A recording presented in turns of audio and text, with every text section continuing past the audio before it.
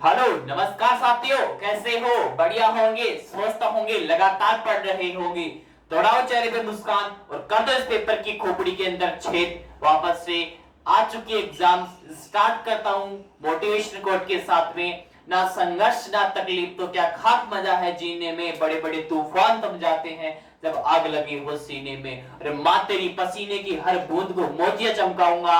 माँ तू सपने बड़े देखना, पूरा करके अब की बात लेट से स्टडी परिवार दिखलाएगा और इस पेपर की धज्जियां उड़ा के आएगा एग्जाम के अंदर। और जब जब मंजिल ने हौसलों से कहा तेरे बस की बात नहीं, हौसलों ने मंजिल की आंखों में आंखें डाल के बोल दिया चल छुट्टी तेरी इतनी औकात नहीं। चलो दोस्तों, इस मंजिल को इसकी औकात दिखाएंगे। स्टार्ट करता हूं। आज बात करेंगे अपन राजस्थान का राज्य दर्शन। अंतिम राज्य की ओर बढ़ रहे हैं। राजस्थान का राज्य दर्शन बहुत इंपॉर्टेंट है राजस्थान के एग्जाम्स के लिए। फिर बोल रहा हूं बहुत इंपॉर्टेंट है। और बात करेंगे आज डिजीज रोगों के अंदर हेमोफीलिया की। चलो राज्य दर्शन में टॉपिक लगाओ महारो राजस्थान। राज्य दर्शन की बात करते हैं उसमें आएगा आज महारो राजस्थान के अंदर पधार चुके हैं। कर्नाटक राज्य को मैंने कंप्लीट करवा दिया, सभी राज्य कंप्लीट करवा दिए। लास्ट राज्य रहा है राजस्थान, जिसको अंतिम क्षणों में अपन चल रहे हैं। फिर अपना राज्य दर्शन का सिलेबस कंप्लीट होगा, फिर मैदान में आएगा स्टैटिक जीके और इसको लेंगे रिवीजन के अंदर। वैसे रिवीजन में था 2-3 का करवा दिया था मैंने, और अब क्या है 2 राज्य रह गए तो इनको मैंने करवाने के लिए क्लास ली। अब बात करते हैं मारो राजस्थान के अंदर सबसे इंपॉर्टेंट चीज आती है। राजस्थान के अंदर क्या आती है, ध्यान से सुनना।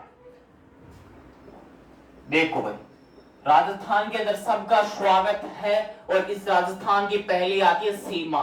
राजस्थान किन किन राज्यों के साथ में सीमा बनाता है, फटाफट से बता दो, फटाफट से बताओ, फटाफट से। देखो सबसे पहले आता है आपका पंजाब, हरियाणा, और क्या आएगा उत्तर प्रदेश, मध्य प्रदेश, उत्तर प्रदेश, और आएगा मध्य प्रदेश, और कौन आएगा फटाफट से बता दो। उत्तर प्रदेश, मध्य प्रदेश, पंजाब, हरियाणा, और कौन आएगा भारो गुजरात, एक आएगा गुजरात। राज्यों के साथ सीमा बनाता है, सीमा बनाता है। यहां तक कंप्लीट है क्या?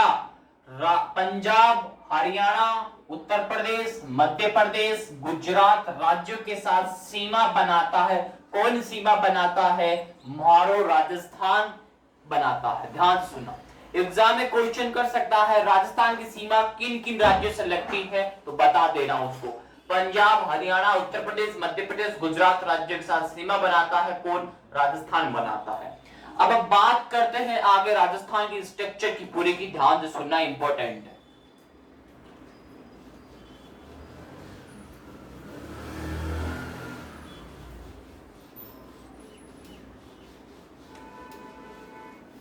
अब एग्जाम में क्वेश्चन कर ले सर्वाधिक सीमा यानी कि मैक्सिमम और मिनिमम सीमा राजस्थान की किस किस के साथ लगती है, ध्यान से सुनना। एग्जाम में क्वेश्चन कर सकता है सर्वाधिक सीमा, सर्वाधिक सीमा राजस्थान की किसके साथ में लगती है? मध्य प्रदेश के साथ में लगती है। किसके साथ में लगती है? मध्य प्रदेश के साथ। अगर पूछ ले न्यूनतम सीमा, अगर पूछ ले न्यूनतम सीमा, तो क्या बताओगे न्यूनतम सीमा किसके साथ लगती है? किसकी? राजस्थान की न्यूनतम सीमा किसके साथ लगती है? फटाफट से बताओ, पंजाब के साथ लगती है। किसके साथ लगती है? पंजाब के साथ। सर्वाधिक पूछे यानी कि मैक्सिमम पूछे तो वो आएगी आपकी मध्य प्रदेश। अगर मिनिमम पूछेगा आपको तो वो आएगी पंजाब के साथ में। किसके साथ में आएगी? पंजाब के साथ में।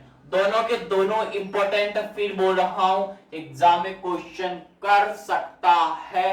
फिर कह रहा हूं कि राजस्थान की मैक्सिमम सीमा और मिनिमम सीमा किस किस के साथ में, मैक्सिमम तो किसके साथ में लगती है? मध्य प्रदेश, और मिनिमम सीमा अपने पंजाब के साथ में लगती है। दोनों के दोनों इंपॉर्टेंट है। टेक्निकल टीम फटाफट से छाप लेना। चलो बात करते हैं आगे, इनको उतारो फिर बात करते हैं आगे। छापो फटाफट से, टेक्निकल टीम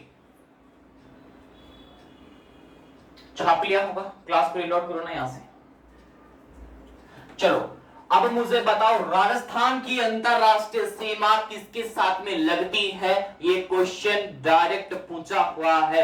राजस्थान की अंतरराष्ट्रीय सीमा किसके साथ लगती है? नल्ला के साथ में लगती है, पाकिस्तान के साथ में लगती है। छापो इसको, फटाफट छापो इस लाइन को। हाँ लिख लो, राजस्थान पाकिस्तान से अंतरराष्ट्रीय सीमा बनाता है। छापो, राजस्थान पाकिस्तान से अंतरराष्ट्रीय सीमा बनाता है। ये डायरेक्ट क्वेश्चन पूछ सकता है कि राजस्थान अंतरराष्ट्रीय सीमा किस देश के साथ लगाता है? इस पाकिस्तान के साथ में लगाता है, इस नल्ले के साथ में लगाता है, धोखेबाज के साथ नहीं, नल्ले के साथ। धोखाबाज तो चाइना है, उतार लो ऐसा का ऐसा। चलो बात करते हैं आगे, इसके थोड़ी एकीकरण की बात करते हैं। राजस्थान की डायरेक्ट एग्जाम में क्वेश्चन कर सकता है कि राजस्थान के कितने एकीकरण हुए हैं, कब कब हुए, अभी कौन सा एकीकरण चल रहा है, ध्यान से सुनना। चलो बात करते हैं आगे,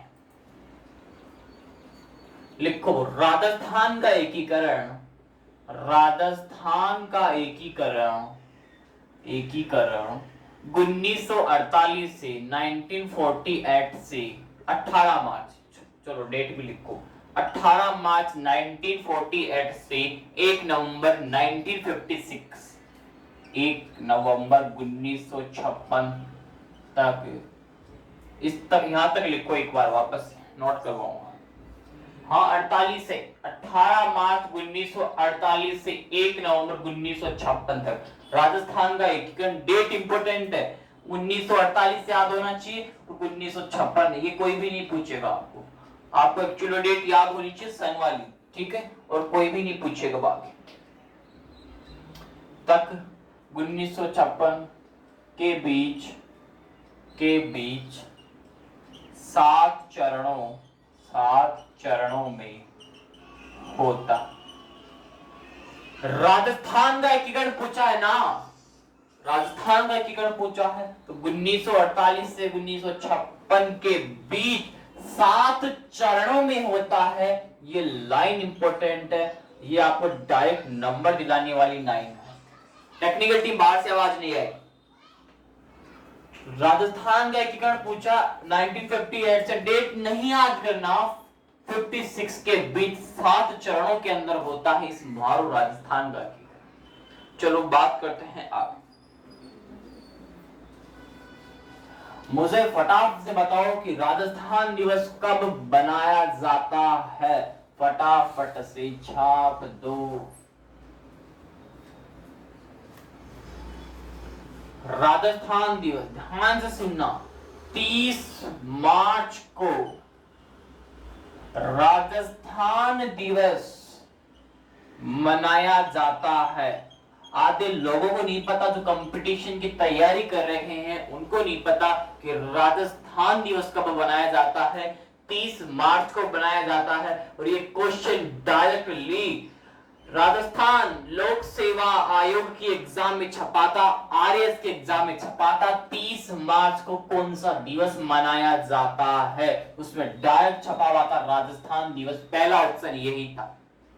और एसआई के अंदर भी पूछा हुआ क्वेश्चन है ये क्वेश्चन, ध्यान सुनना, राजस्थान दिवस इंपॉर्टेंट है। एसएससी जीडी में पूछ सकता है, एसआई में पूछ सकता है, किसी भी एग्जाम में गिर सकता है क्वेश्चन, ठीक है। बात करते हैं आगे,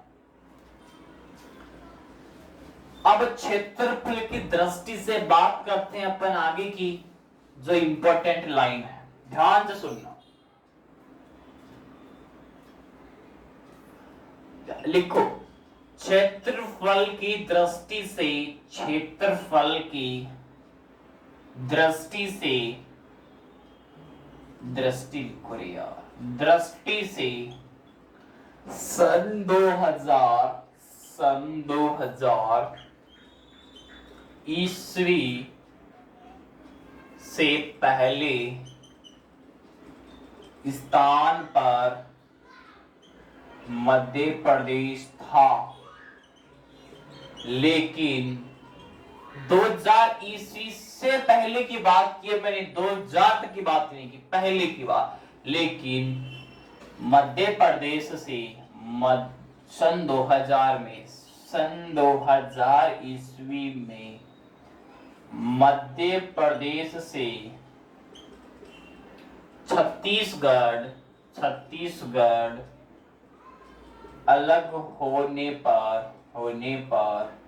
2000 ईस्वी में राजस्थान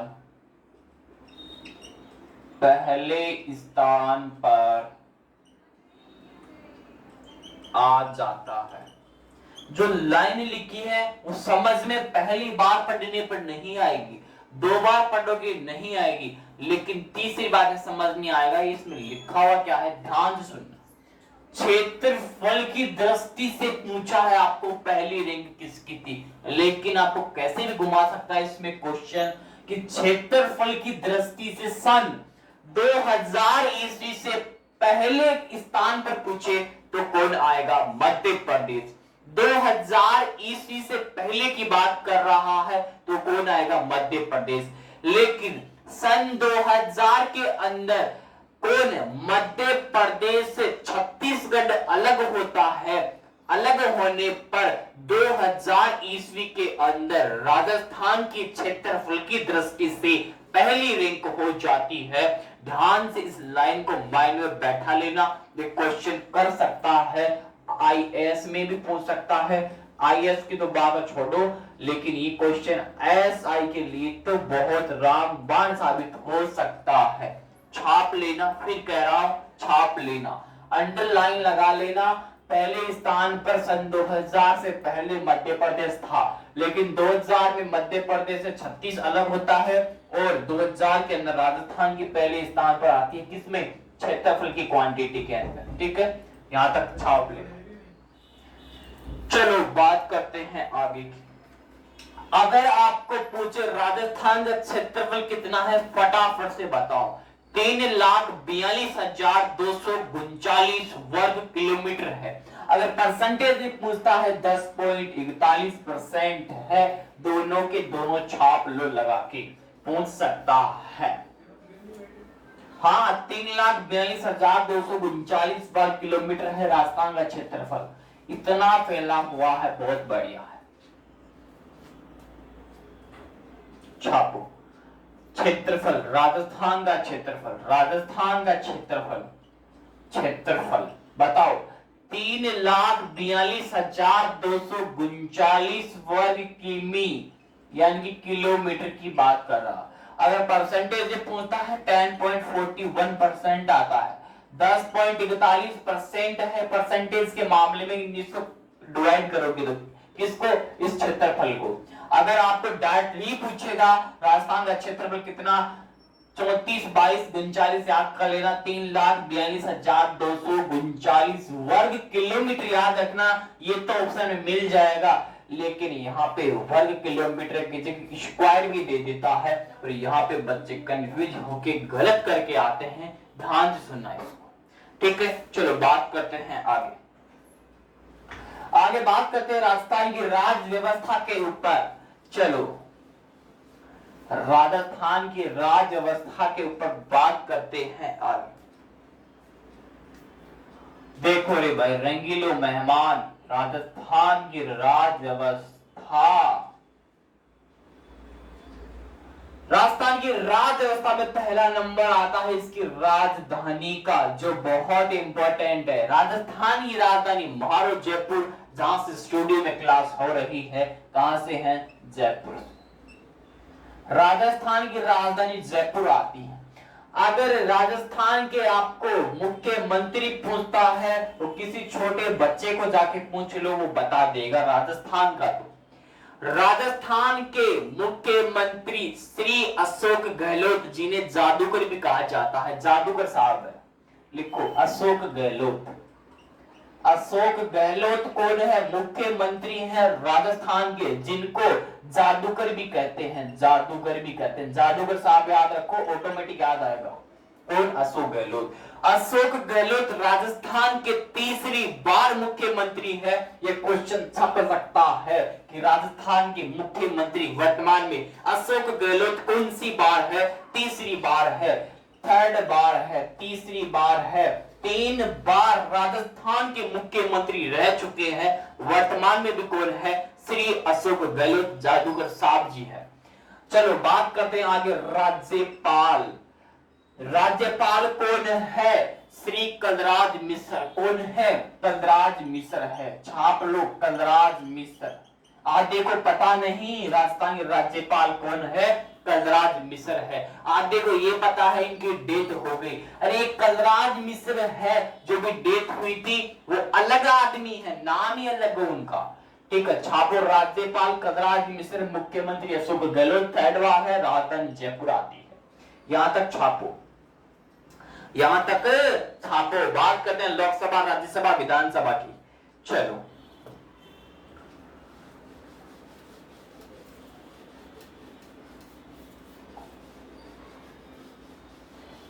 चलो आते हैं राजस्थान की लोकसभा की सीटें के बारे में बात करते हैं। देखो भाई, राजस्थान की लोकसभा की सीटें कितनी है वर्तमान में? लोकसभा की सीटें 25 लोकसभा की सीटें है, 25। अगर पूछे राज्यसभा की कितनी है, वो भी इंपॉर्टेंट। राज्यसभा की है ओनली 4, 10। कितनी है? 10 है। अगर क्वेश्चन कर ले कि विधानसभा की सीटें कितनी है, तो याद रखना विधानसभा की सीटें फटाफट से बताओ। 200। कितनी है? 200 है। 2 नहीं 200 है। लोकसभा की सीटें 25, राज्यसभा की सीटें 10, विधानसभा की सीटें 200। तीनों बार तीनों आंकड़े याद रखना, 25, 10, 200। किसके नंबर याद कर लेना? 25, 10, 200 याद कर लेना। लोकसभा, राज्यसभा, विधानसभा। ठीक है, चलो बात करते हैं आगे की। इसमें कितने जिले आते हैं, कितने संभाग आते हैं, इसका निर्माण कब होता है? राज्य पक्षी, राज्य पशु, राज्य पेड़, राज्य फूल, अभी बात करते हैं सभी। चलो राजस्थान में जिले कितने हैं वर्तमान में? फटाफट से बताओ। इसमें संभाग कितने हैं? इसका निर्माण कब होता है? देखो भाई, जिले तो आते हैं राजस्थान में 33, और संभाग कितने? 7 संभाग। और राजस्थान का एकीकरण भी 7 चरणों में होता है। और निर्माण 1 नवंबर 1956 को आता है। कब आता है? 1 नवंबर 1956 को। पेन टपका है भैया। इसका मतलब राजस्थान का निर्माण अब की बार एसआई में पूछ सकता है। इसको याद रखना, 1 नवंबर 1956। बच्चे इसको 18 मार्च 1948 करके आते हैं, लेकिन 1 नवंबर 1956 को निर्माण होता है मारो राजस्थान का। और अगर पूछे इसमें संभाग 7, एकीकरण भी राजस्थान का 7 चरणों में 33 जिले आते हैं, छाप लेना। फिर बात करते हैं पक्षी पशु की बारे में। चलो भाई आगे बात करते हैं।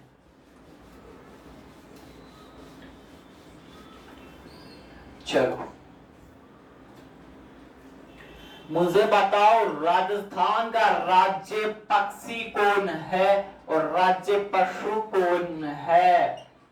पक्षी पशु, राज्य पक्षी आता है इसका गोडावन, गोडावन आता है। लेकिन पशु कौन है? फटाफट से छापो। और इसका राज्य फूल कौन है? राज्य फूल बता दो, राज्य पशु बता दो, राज्य पक्षी बता दो, राज्य पेड़ बता दो। चारों के चारों इंपॉर्टेंट है, जो एग्जाम में सीधे गिरते हैं। बताओ फटाफट। अरे भाई राजस्थान का पक्षी पूछा हूं मैं, पक्षी गोडावन ही आएगा। पक्षी कौन आएगा? गोडावन आएगा। लेकिन पशु कौन है? ऊंट व चिंकारा। याद रखना, ऊंट व चिंकारा है। कौन है? ऊंट व चिंकारा दोनों क्या है? याद रखना, पशु है। राज्य फूल किसका है? बताओ, राज्य फूल रोहिड़ा का फूल है ना, वही राज्य फूल है। किसका है? मारो, राजस्थान का रोहिड़ा का फूल राज्य फूल। राज्य पेड़ खेजड़ी का पेड़, राज्य पेड़ खेजड़ी का पेड़, राजस्थान का राज्य पेड़ खेजड़ी का पेड़। खेजड़ी गांव में मिल जाता आज आसानी से। खेजड़ी का पेड़ राज्य पेड़, राज्य फूल रोहिड़ा, राज्य पशु ऊँट, चिंकारा, पक्षी, गोडावन। इंपॉर्टेंट है चारों के चारों।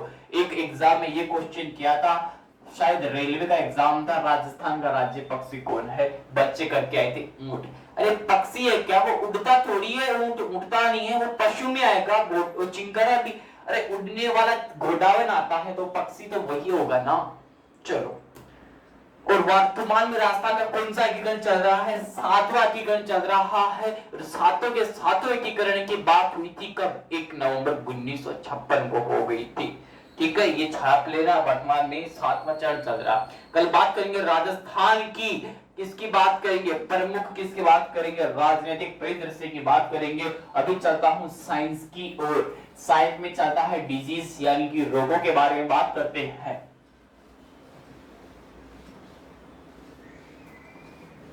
मैंने पढ़ा दिया था ना, डाउन सिंड्रोम तो पढ़ा दिया। कहां थे क्लास? आनुवंशिक रोग पढ़ाया था कल ही, दोबारा पढ़ लो एक बार। चलो पढ़ लो, आनुवंशिक रोग पढ़ लो, दोनों के दोनों एक बार दोबारा पढ़ा रहा हूं आनुवंशिक रोग, क्योंकि कई बच्चे क्लास में नहीं थे। कोई बात नहीं, रिवीजन हो गया। दो छोटे छोटे भी समझा दूंगा इसीलिए। देखो, आनुवंशिक रोग पूछे तो कहां होते हैं? तो पटाउ सिंड्रोम होता है, और एक क्या होता है? Down syndrome. डाउन सिंड्रोम दोनों के दोनों एग्जाम में डायरेक्ट क्वेश्चन देता है, ध्यान सुनना। पटाउ सिंड्रोम को कैसे याद करना है? छोटी सी ट्रिक बताई थी, तेरे को पटाऊ लाइन याद करना है। तेरे को पटाऊ। अब इसमें क्या निकला? तेरे से क्या निकला? तेरा निकला, यानी कि 13वें गुणसूत्र की ट्रायोसोमी से कौन होगा? पटाउ सिंड्रोम होगा। बताओ इसमें कहां दिक्कत आई? 13वें गुणसूत्र की ट्रायोसोमी से कौन होगा? Patau syndrome. अगर डाउन सिंड्रोम पूछे, याद करने की आवश्यकता नहीं है। डाउन से तो पहला क्या है? अक्सर डा लिखा, मोटे मोटे में लिख दो, इसको उल्टा लिखो, 21 होगा, यानी कि 21वें गुणसूत्र की ट्रायोसोमी। ट्रायोसोमी से कौन होगा? आपका डाउन सिंड्रोम होगा। कहां दिक्कत है? दोनों के दोनों बिल्कुल इजी है यार। चलो बात करते हैं हीमोफीलिया की, रॉयल डिजीज, शाही रोग। बताओ, हीमोफीलिया में रक्त का थक्का जमता है या नहीं जमता? दोनों का आंसर दो, बताओ फट से। क्वेश्चन कर सकता है एग्जाम में।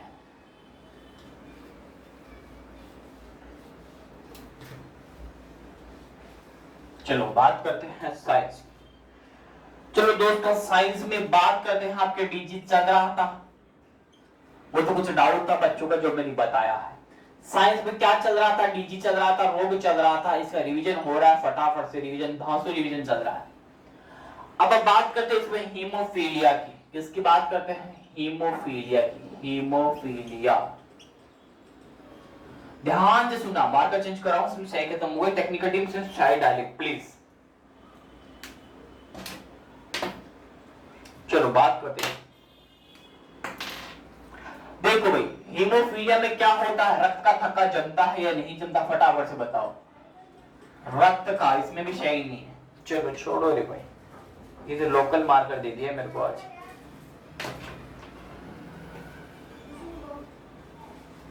रक्त का थक्का, रक्त का थक्का जमता है या नहीं?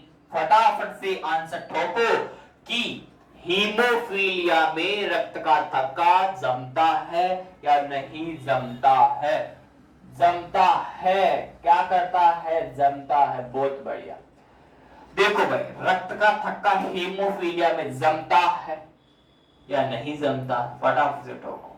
अरे भाई नहीं जमता है, नहीं जमता, थक्का नहीं जमता। यहां लिख लो, नहीं जमता है। ठीक है, चलो हीमोफीलिया, इसको क्या कहते हैं? रॉयल डिजीज भी कहते हैं। Technical team, royal disease, royal disease का अर्थ क्या होता है? शाही रोग होता है। हीमोफीलिया को शाही रोग भी कहते हैं। क्या कहते हैं? शाही रोग, जिसको आप रॉयल डिजीज भी कह सकते हो, याद रखना रॉयल डिजीज, ठीक है। शाही रोग होता किससे है, फटाफट से बताओ। देखिए रॉयल डिजीज, इसमें वाहक, चलो इसमें प्रभावित तो कौन होगा, तो इसमें ग्रसित कौन होगा, दोनों के दोनों बताओ ना, कहां दिक्कत आ रही है। वाहक कौन है ये बताओ, और ग्रसित कौन होगा, वाहक बताओ इसका। वाहक, वाहक किसका, पुरुष है, पुरुष वाहक, पुरुष है क्या, फटाफट से ठोको दी, पुरुष है क्या वाहक। अरे भाई मेरे लाला, वाहक तो इसका स्त्री हो जाएगी, लेकिन ग्रसित बेचारा पुरुष होगा, इसे पुरुष होगा, मेल होगा, फीमेल नहीं होगी। फीमेल तो ओनली इसका वाहक है, वेक्टर है, ठीक है। ध्यान से सुनना, इसको बात को ध्यान से सुनना, हीमोफीलिया से क्वेश्चन टपक सकता है एग्जाम। हीमोफीलिया में रक्त का थक्का नहीं जमता, ये लाइन तो बहुत इंपॉर्टेंट है। फिर बात करते हैं हीमोफीलिया को कौन सा रोग कहते हैं, रॉयल डिजीज भी कह सकते हो आप, इसको शाही रोग कह सकते हैं। यानी कि इसमें वाहक तो स्त्री होगी यानी कि फीमेल, और ग्रसित कौन होगा, बेचारा पुरुष होगा, मेल होगा, ठीक है। और एक इंपॉर्टेंट है, हीमोफीलिया सबसे पहले किसको होता है, ब्रिटेन की महारानी विक्टोरिया को सबसे पहले कौन सा रोग, हीमोफीलिया, ध्यान रखना इसको। ब्रिटेन की महारानी, ब्रिटेन की महारानी विक्टोरिया को सबसे पहले शाही रोग होता है, शाही रोग होता है, शाही रोग यानी कि रॉयल डिजीज, बात एक ही है, हीमोफीलिया ही होता है। ब्रिटेन की महारानी, जीके का क्वेश्चन निकल चुका है, ब्रिटेन की महारानी कौन थी, विक्टोरिया थी, उसको सबसे पहले कौन सा रोग, शाही रोग। सबसे पहले शाही रोग किसको होता है, ब्रिटेन के महारानी विक्टोरिया को होता है। इस लाइन को याद रखना, एग्जाम में क्वेश्चन यहां से भी निकल सकता है, यहां से भी निकल सकता है, आगे दोनों चाहिए आपको। चलो बात करते हैं आगे बात करते हैं वन अन्यथा कलर ब्लाइंडनेस की। एक बच्चा क्वेश्चन कर रहा है मेरे से ऑफलाइन में कि गुरुजी आप जीके में पढ़ा देते हो, साइंस पढ़ा देते हो, मैथ भी पढ़ा देते हो। दोस्त मेरा सब्जेक्ट मैथ है, लेकिन मैं जीके में बहुत इंटरेस्ट रखता हूं, पहले नहीं था लेकिन अब बहुत इंटरेस्ट है मेरे को, एक साल से जीके पढ़ने, जीके में पढ़ाता हूं, मैथ मेरा खुद का सब्जेक्ट है। तो सब्जेक्ट मैथ है तो बाहर से बात रीजनिंग आती है उनको, मैथ वालों को रीजनिंग आती है, लेकिन मैथ वालों की नहीं है, पार जीके में नहीं होती, लेकिन मुझको क्या आती है, जीके भी आती है, याद रखना। और साइंस तो हमारी चलती बायोलॉजी नहीं चलती, लेकिन मैंने पूरी की पूरी बायोलॉजी को पढ़ दिया, पूरी बायोलॉजी खोपड़ी में बैठा ली, जो इंपॉर्टेंट आती है ना एग्जाम में, मेरे को इंपॉर्टेंट बायोलॉजी क्वेश्चन आते पूरी। मैं ये नहीं कहता मेरे को बहुत सारा ज्ञान बराबर, नहीं मैं ये नहीं कहता, मैं भी एक स्टूडेंट हूँ, आप भी एक स्टूडेंट, एक आपको छोटा भाई मान के पढ़ा रहा हूँ, मैं भी स्टूडेंट हूँ, आपको भी स्टूडेंट, मुझे सर नहीं कहना, मैं टीचर नहीं हूँ, मैं भी एक छोटा भाई हूँ आपका दोस्त। मुझे मैंने जितना आपको पढ़ा रहा हूँ ना, वो आपके इंपॉर्टेंट एग्जाम के लिए, मैं फिर कह रहा हूँ इंपॉर्टेंट एग्जाम के लिए, और एग्जाम में टपका है। अभी टीटीटी एग्जाम था 8 तारीख को, पता हो तो 50 क्वेश्चन जीके के थे, 45 क्वेश्चन मैंने मिलाए, 45 क्वेश्चन तो मेरी आंखों के सामने देखे। 45 क्वेश्चन किसको कहते हो आप, ध्यान से सुनना।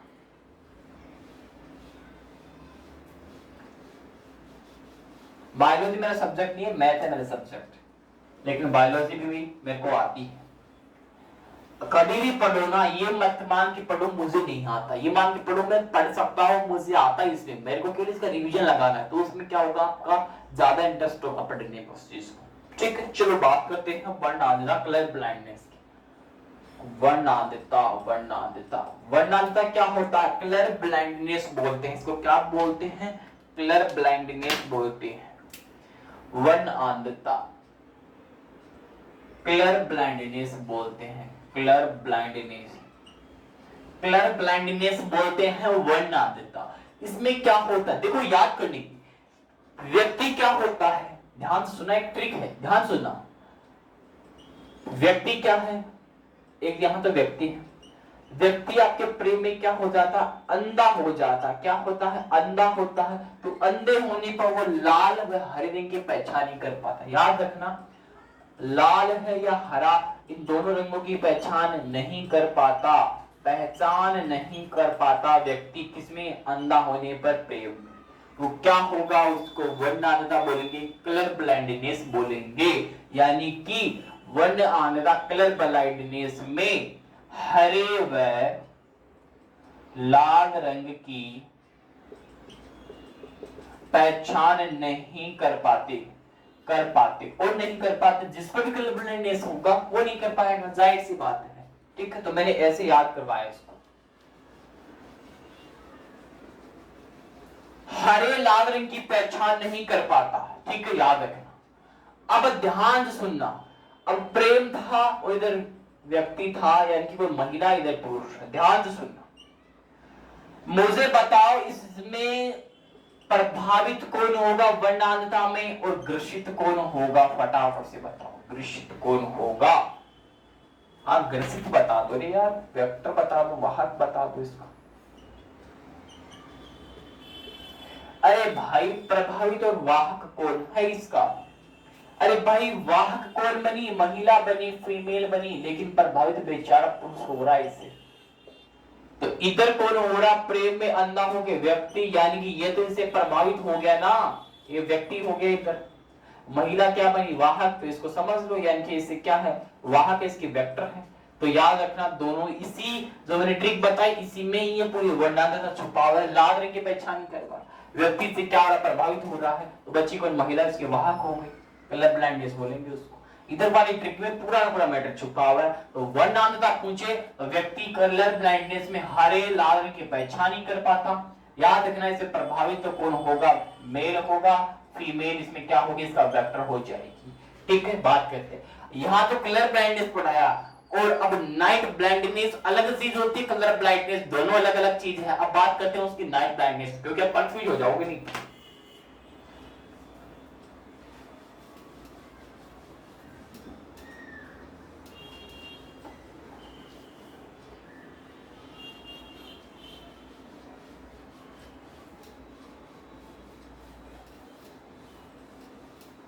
चलो बात करते हैं नाइट ब्लाइंडनेस। सफा सब बताओ, नाइट ब्लाइंडनेस किस विटामिन की कमी से होता है? नाइट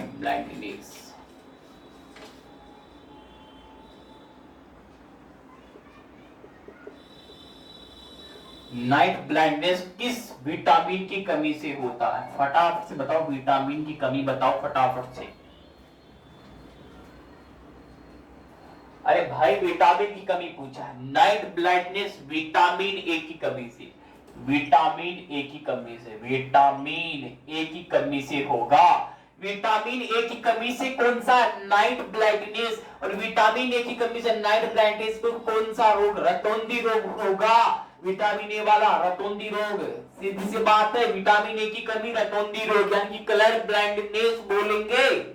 वर्णांधता वो कलर ब्लाइंडनेस होता है, नाइट ब्लाइंडनेस रतौंधी रोग, विटामिन ए की कमी होगी।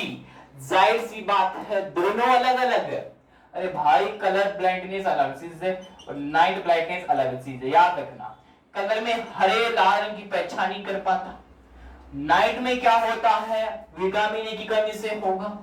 और इसका वेक्टर कोड में इसका नाइट ब्लाइंडनेस किसकी कमी से? विटामिन ए की कमी से, इसको रतौंधी रोग बोलोगे। लेकिन कलर ब्लाइंडनेस सीधी सी बात है, इससे प्रभावित कौन होगा? बेचारा पुरुष। लेकिन इसकी वेक्टर कौन होगी? वाहक कौन होगी? महिला होगी। हरे रंग की लाल कलर की पहचान नहीं कर पाएगा ना। तो दोनों के दोनों इंपॉर्टेंट है। तो कल बात करेंगे वायरस की, यानी कि विषाणु की बात करेंगे कल। आज के लिए टाइम हो चुका है और कल राजस्थान में आगे पढ़ेंगे राजनीतिक परिदृश्य को। आज के लिए इतना ही। अपना ध्यान रखना, अपनों का ध्यान रखना, स्वस्थ रहना, मस्त रहना, तैयारी को मजबूत बनाए रखना। इस पेपर की खोपड़ी में लगातार छेद करते जाना और जाता जाता माँ तेरी पसीने की हर बूंद को मोतिया चमकाऊंगा। माँ तो सपने बड़े देखना, पूरा करके अब की बात तेरा सिर से नहीं दिखलाएगा। क्योंकि इस पेपर को इसकी औकात दिखानी है, तो औकात दिखानी है। और जब जब मंजिल ने हौसलों से कहा तेरे बस की बात नहीं, तो हौसलों ने मंजिल की आंखों में आंखें डाल के बोला चल छुट्टी, तेरी इतनी औकात नहीं। तैयारी को मजबूत बनाए रखना। Bye bye, have a nice day दोस्तों।